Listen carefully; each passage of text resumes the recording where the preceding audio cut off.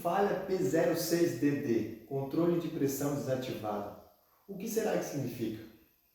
Hoje eu vou trazer para ti um conteúdo bem técnico, eu vou desmistificar, esclarecer diversos pontos e inclusive nós vamos abrir junto aqui uma bomba de óleo de duplo estágio, essa que é referente a esse código de falha em diversos modelos, eu vou esclarecer tudo para ti. Bora lá!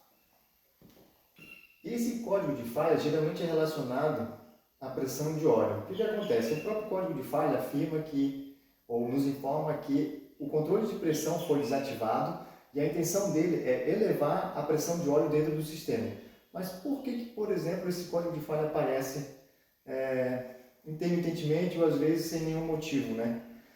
Existem algumas etapas, algumas peculiaridades desses motores que são puro sangue americano, que eles têm uma engenharia um pouquinho mais refinada, que aqui no Brasil eles sofrem um pouco. Por exemplo, o tipo de óleo e a sua especificação, né? Por exemplo, vamos pegar a Jeep como referência. A Jeep, para alguns modelos antes de 2011, cada modelo tem um tipo de óleo muito específico. A partir de 2011, que vieram sendo usados mais maior quantidade os tipos de óleo sintético e até os super sintéticos.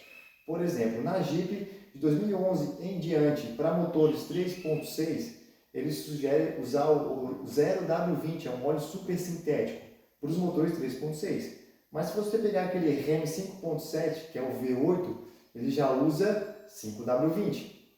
E aí pega outros modelos com outros motores em diversos locais do mundo, você pode usar até um 530. Então, o primeiro passo para você dar o diagnóstico e garantir que não foi um defeito colocado, você precisa primeiro esgotar todo o óleo e botar o óleo correto para o modelo. Por exemplo, na Dodge Journey 3.6 V6, o óleo recomendado é 0,20. Então, se você tem um problema nesse carro, na tua oficina, você primeiro vai tirar esse óleo, vai fazer a sangria de todo esse óleo, vai colocar o óleo correto. Recomendado também é trocar o filtro de óleo, porque pode ter alguma impureza ali, ele pode estar até saturado e pode errar o diagnóstico por não verificar todas as peças. Então, o primeiro passo para te começar o diagnóstico de forma correta é garantir que dentro do sistema, dentro do motor, tem um óleo com a especificação correta e com a viscosidade correta.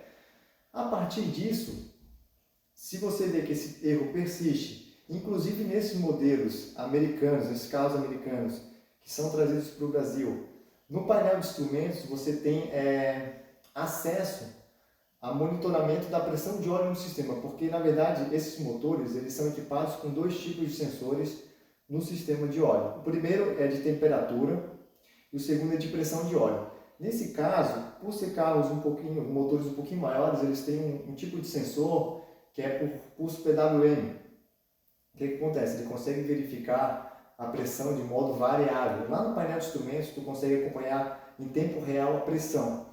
Geralmente, quando esse código de falha acende, aparece lá a luz de injeção e até em outros casos ele corta a potência por a pressão estar muito baixa, tu percebe que a pressão não passa de 30 PSI.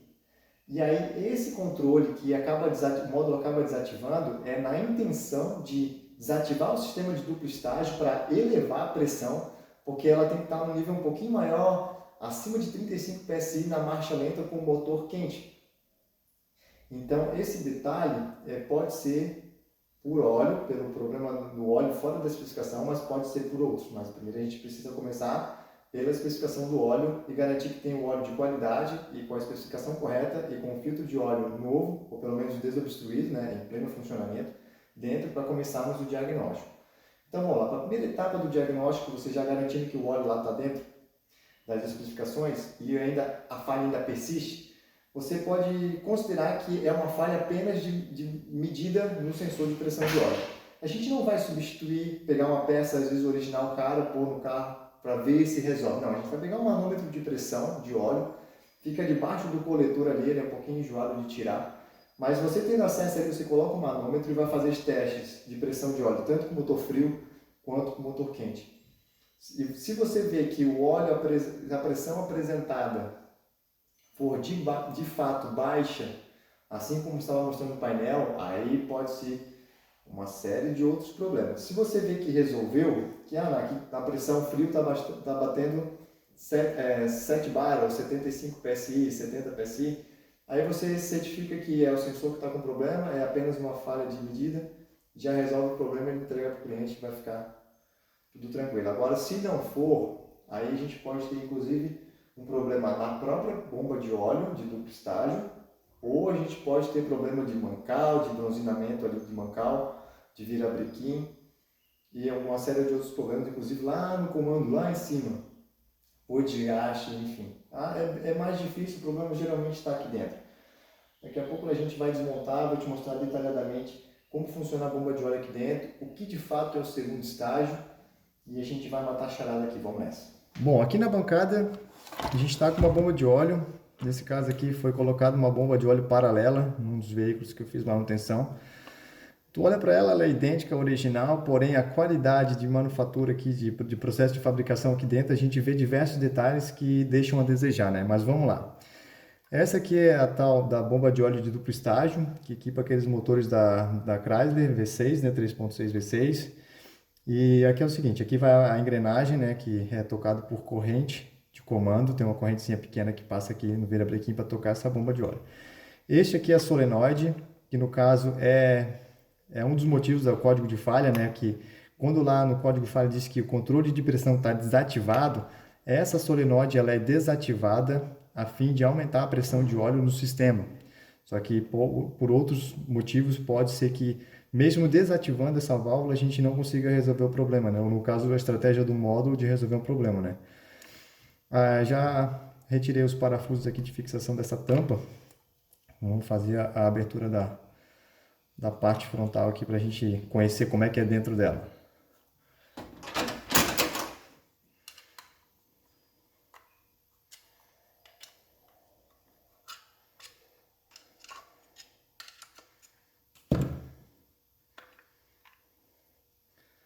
Bom, vamos lá. Aqui a gente tem a tampa onde é fixada a solenoide. E aqui dentro a gente consegue ver que é um tipo de bomba de óleo do tipo de palheta, né? Vamos lá. Alguns detalhes sobre. Esse tipo de bomba de óleo de palheta, ela é um sistema que é usado para alcançar pressões maiores, porém com pulsos que não atingem um pico tão alto, tão rápido. Porque, por exemplo, assim, a gente pode conhecer o mecanismo dela enchendo aqui de óleo essas galerias aqui, ó. Conforme ela for girando nesse sentido, ele pega esse volume nessa parte maior e vem trazendo lentamente até esse ponto aqui, ó. O óleo vai começar a subir a ponto de ser jogado para cima aqui onde está o meu dedo aqui, ó. Então o que acontece? Esse tipo de bomba de óleo, ele possui um pouco ruído e tem uma altíssima eficiência. Inclusive aqui a gente consegue ver uma diferença de cor de metal aqui é metal de ferro fundido e aqui é uma espécie de teflon que diminui bastante o atrito entre essas palhetas que também são de aço. E em todo o trajeto que ela começa a fazer de fato força para comprimir o óleo, né? Aqui ela vem numa força, a força centrífuga está jogando para fora para basicamente ter uma vedação aqui e trazer esse óleo. E a partir dessa etapa aqui ela começa a ser comprimida, né? Começa a ter uma força de reação contra a parede aqui no teflon e ela vem trazendo óleo até que suba até essa parte aqui onde acaba o teflon. Aí aqui é só movimento por inércia, né? E aqui, centrífugo de novo, apenas levando a palheta para fora. Aí o que acontece? Por que é o duplo estágio e o que seria esse sistema de duplo estágio? A bomba de óleo, em funcionamento, ela pressuriza nesse ponto de óleo, que indo pela tampa, ela vai seguir esse percurso aqui, ó. Esse percurso, e aqui, esse orifício, é onde fica exatamente essa válvula solenoide. Então, assim, ó, vamos considerar, primeira coisa, o motor quando liga frio, a estratégia do módulo é manter a pressão mais alta possível para garantir a lubrificação em pontos extremos, né, ou muito alto, ou que estejam com a folga um pouco pequena, né, ou fora da tolerância, enfim. Aí o que acontece? Do jeito que está aqui estático o sistema com essa mola aberta aqui, a pressão, a bomba de óleo, essa aqui ela tem um formato que ela atinge a maior pressão porque a diferença de volume, o diferencial de volume daqui para cá é muito grande. Então ele vai pegar esse volume inteiro, comprimir nesse volume pequeno e assim a pressão vai chegar no seu ponto máximo. Até aqui na tampa tem uma mola, deixa eu largar aqui. Tem uma molinha aqui, ó, com uma esfera, que aqui faz o controle máximo de pressão de óleo, para que o sistema também não exploda, né, por excesso de pressão. Então, basicamente, nesse formato aqui, ó, nesse estado estático aqui, com essa mola solta, livre, né, a bomba de óleo alcança o ponto máximo de pressão e aqui quem controla. Beleza. Esse valor para esse tipo de carro, esse tipo de modelo de motor V6, alcança 75 PSI, ou em torno de 7 bar de pressão. Aí o que acontece? Quando o código de falha atua, é porque ele pode ter entendido que tem algum defeito aqui e ele faz com que a solenoide desative, fazendo com que essa mola ela trabalhe estendida ao máximo, fazendo com que esse mecanismo aqui tenha maior eficiência, que no caso é nesse formato, aumentando a pressão. E quando ele desativa e essa pressão ela mesmo assim não atinge, aí entra o código de falha e aí em alguns casos corta a potência para proteger o motor, enfim. Aí, mas o que acontece? O que de fato é o duplo estágio? O motor, quando está frio, a bomba de óleo ela precisa trabalhar na sua máxima eficiência para garantir a lubrificação do sistema inteiro. Porém, a gente está. A engenharia se encontra no momento que elas buscam maior eficiência, menor grau de poluição, né? E tu manter um sistema desse com alta carga, pressurizando, com altos níveis de pressurização de óleo, isso envolve custo, envolve poluição, envolve autonomia e performance da máquina, né? Então, o que acontece? Desenvolver um mecanismo que faz com que, quando não precisa de tanta lubrificação, por exemplo, quando o motor estiver bem quente e tu trabalhar numa faixa de rotação bem tranquila, abaixo dos 3.000 RPM, tu não precisa de 7 barras de pressão de óleo. Tu pode reduzir. E aí, quando essa solenoide entra, ela é ativada, toda essa pressão aqui que está dentro dessa canaleta, ó, dentro dessa canaleta que chega nessa câmara da solenoide, ela é enviada para esse outro orifício, essa outra câmera, que através dessa canaleta vai encher esse outro espaço. Aqui tem um teflon, um nylon que veda e aqui que veda que mantém essa câmera aqui estanque, né? Aqui o que acontece? O 7 bar que está aqui, a solenoide vai deixar com que passe para essa outra câmara, fazendo com que a mola ela sofra uma compressão, mudando o formato, a geometria da bomba de óleo. Por isso que é de bomba de geometria variável ou de duplo estágio. Vamos tirar essa mola aqui e a gente vai ver como é que é o mecanismo dela de fato. Bom, após retirar a mola aqui, a gente consegue ver que é uma mola que existe uma carga, né, bem grande, que é aplicada aqui para vencer de fato a pressão maior, a maior pressão do sistema, né? Então, recapitulando, pressão de óleo aqui com essa geometria, que é a geometria máxima, né, de pressão de óleo máxima, bomba de óleo ela pressuriza essa região aqui que através da tampa passa para essa galeria. E aí ela vem até essa galeria aqui, onde fica a válvula solenoide. Aí no caso aqui a pressão ela já sobe por um outro duto aqui e segue para lubrificar o motor, né? Mas quando de fato a solenoide ela é ativada, essa pressão que é 7 bar aqui, né, em torno de 7 bar, ela passa para essa outra galeria que chegando nesse ponto aqui, nessa galeria maior, ela vence a força da mola e por ela ser geometria variável, o que acontece? Ela vence a força da mola e alcança essa geometria aqui. Aí o que acontece nessa geometria? O diferencial de pressão entre os dois pontos ele diminui consideravelmente. O volume que ele capta aqui, né, através do pescador, não é tão comprimido assim para o ponto final da bomba. Então, o que acontece? Quando o motor está quente, o óleo está na viscosidade ideal de funcionamento, assim como o motor, para atingir alguns requisitos de poluição, de performance e autonomia, dadas as circunstâncias de necessidade do motor ali de carga, de plena carga, a estratégia do módulo é diminuir essa carga para aliviar a força com que o motor precisa fazer para manter a marcha lenta ou até mesmo uma rotação que não precise de uma pressão tão alta. Então, basicamente, esses valores não são da própria fabricante, mas nos testes que eu fiz, o que acontece? Até a rotação até a faixa de rotação, considerando o motor quente, né?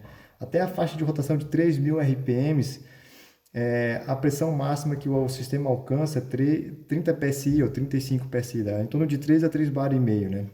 Salvo as arredondações e arredondamentos. Então, o que acontece? Nessa faixa, nesse regime de funcionamento do motor, a bomba de óleo está nessa geometria que ela diminui bastante a carga aqui aplicada ao motor e assim reduzindo o ruído, principalmente o ruído e